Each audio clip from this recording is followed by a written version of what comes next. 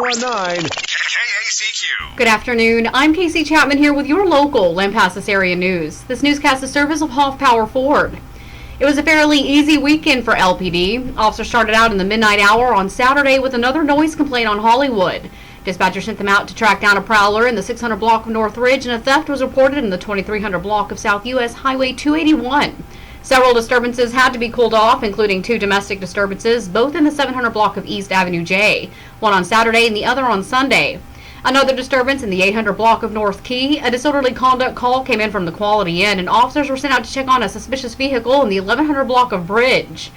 The slick streets over the weekend had officers sweeping up several non-entry wrecks, including the 2300 block of South 281, the 400 block of South Key, the 1000 block of West Avenue B, and in North Porter, and in the 1400 block of South Key. A 27-year-old Lampasas woman was arrested in the 200 block of Riverview for public intoxication. No report was received from the county. The burn ban has been lifted until the first week of May.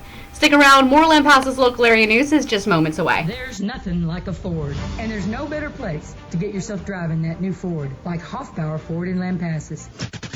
With many different vehicles to choose from, with the best prices in Central Texas, with the highest quality and friendliest service center that takes care of you and your car for years to come. Don't wait any longer. Check them out at 902 North Key Avenue in Lampasas, or go online to hford.com. See their inventory, value your trade-in, and take advantage of their local pickup and delivery. Or call Spencer McKnight at 512-556-3631.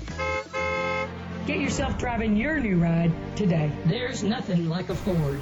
Lampasas students, along with many school districts in the state, are enjoying spring break this week. And that means more law enforcement out on the roads as well. Local and state agencies are beefing up patrols this week, looking for distracted drivers, seatbelt violators, and of course, drunk drivers. If you'll be going through Killeen PD will be conducting enhanced traffic enforcement through the 22nd. Officers will be utilizing the TxDOT Selective Traffic Enforcement Program grant to have additional patrols out. Rolandsbrook will have a blood drive this Wednesday from 9 to 2 in the parking lot on the Blood Care bus. Time is running out to renew your driver's license and vehicle registration. The waiver on expired driver's license and identification cards ends on April the 14th. Many Texans are eligible to renew their license and ID cards online at texas.gov. Others will have to schedule an appointment at dps.texas.gov. As far as vehicle registration goes, that too can be done online after you get your vehicle inspected. Starting today, Texans 50 years and older will be eligible for the COVID-19 vaccines. TSN's Austin York explains. Any person in phases 1A, 1B, teachers, or anyone over 50 can now get a vaccine if they want to. This comes as the state recorded a record number of vaccines administered last week. Dr. Ben Newman is a Texas A&M at Texarkana virologist and says they've come a long way over the last year and recalls the high for him was seeing how effective the vaccines were. We'd seen the preliminary data. I thought, well, it's going to be a good antibody response, and it's probably not going to be enough because people have tried antibodies in the past and they help. They just don't solve problems. So that was a high. He expects the vaccines will adequately fend off any variant strains.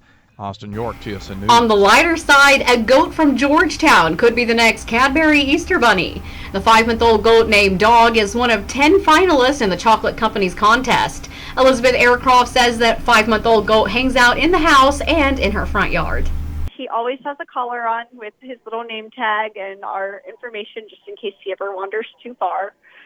But I do have a leash for him, and every now and then I will Elizabeth says she thinks that the frog and the alpaca may be the dog's biggest competition. To see the contestants and to vote, you can go online to CADBURYUSA.com.